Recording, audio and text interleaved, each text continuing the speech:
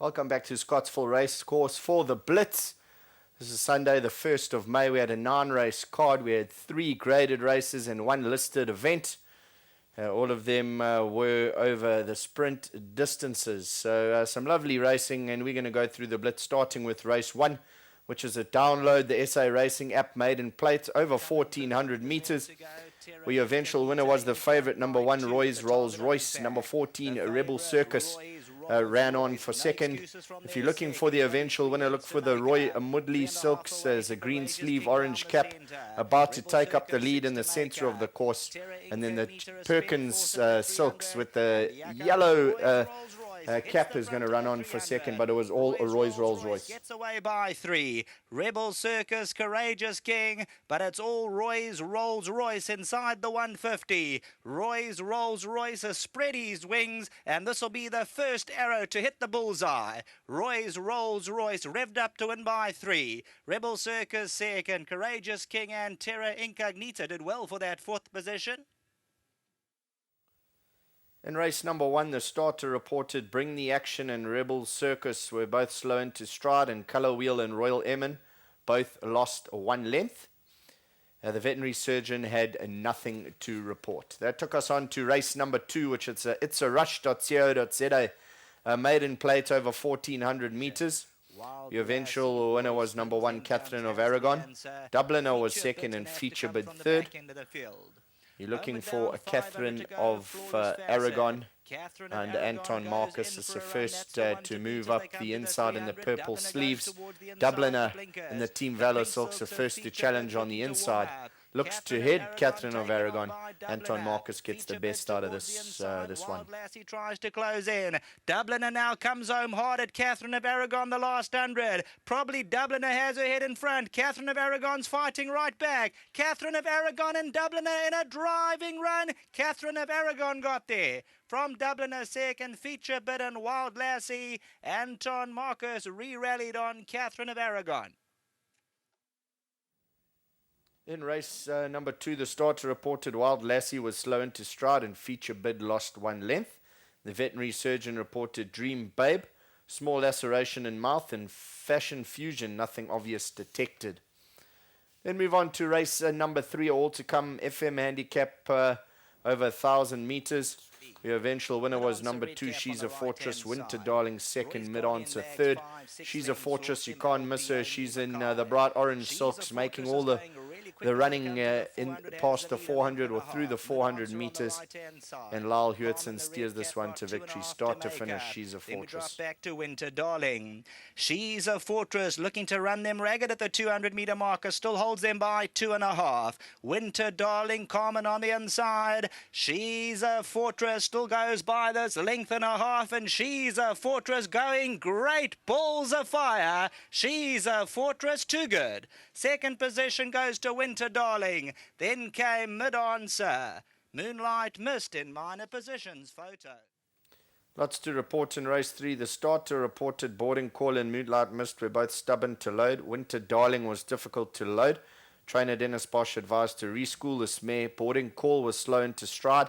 Winter Darling, Roy's Guardian, El Peony, and Moonlight Mist lost 1 length, and Roy's Angel lost 2 lengths. And the veterinary surgeon reported El Peony, nothing obvious detected. Same for Boarding Call and Moonlight Mist. And then Grand Fantasy was coughing, and Mid-Answer had a small cut.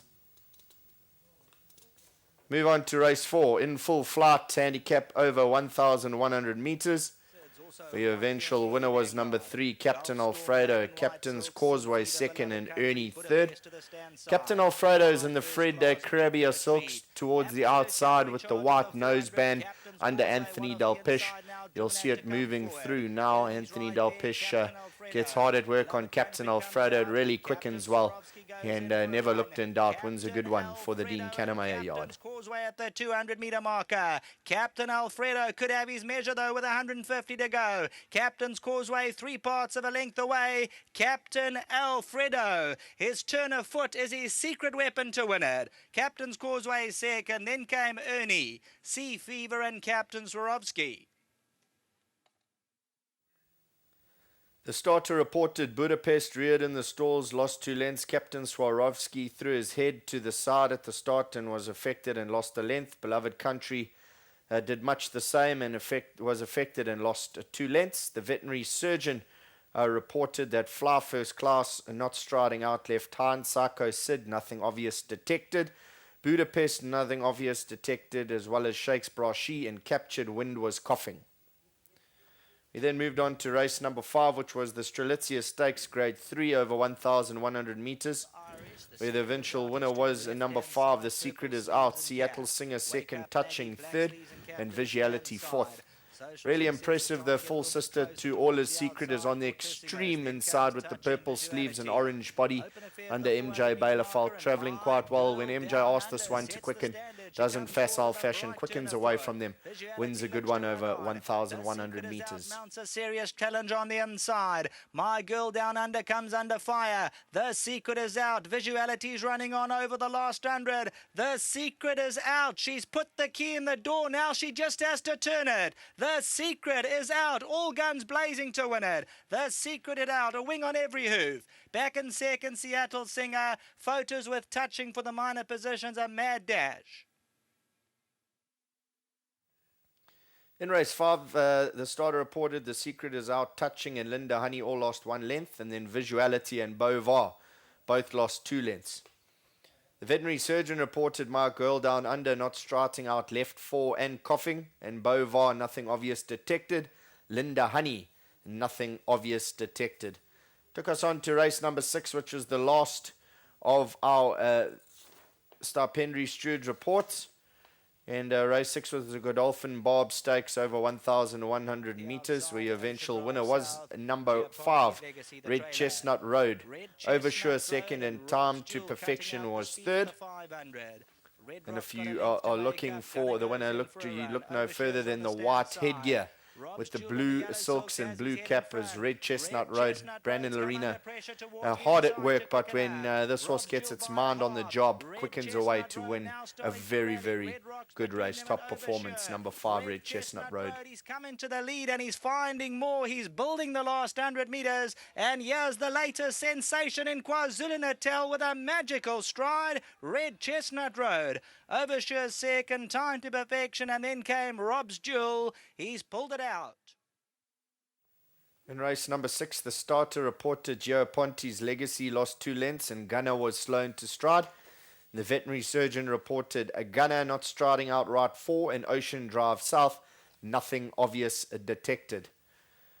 Then move on to the 7th race. I'll just browse through my computer form quickly. The Poinsettia Stakes was grade 3 over 1,200 meters, where your eventual winner was number 9, A Real Princess.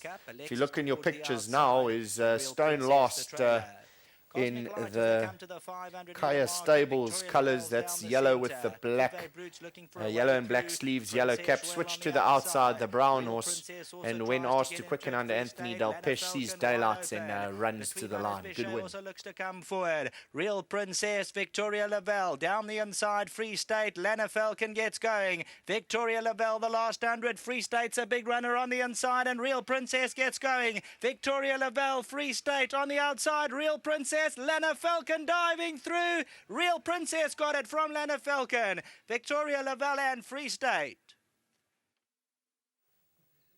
Obviously, no Starpendry Steward reports for race number 7. We're going to go on to race number 8, which is a track and ball gaming maiden plate over 1950, where there was an objection in the race. Your winner was number 5, Mumbo originally. Second, number 1, Fashion Dancer. The result was then the objection overruled.